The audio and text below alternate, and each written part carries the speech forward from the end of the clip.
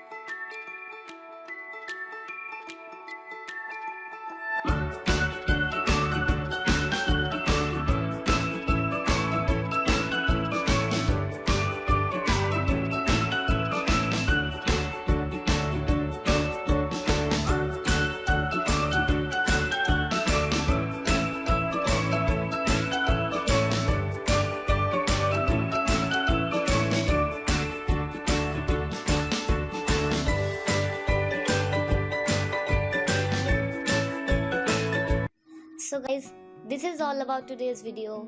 I hope I helped you through this video, and if you liked watching this video, please hit the thumbs up, and if you are new to this channel, please subscribe to my channel and don't forget to hit the bell icon.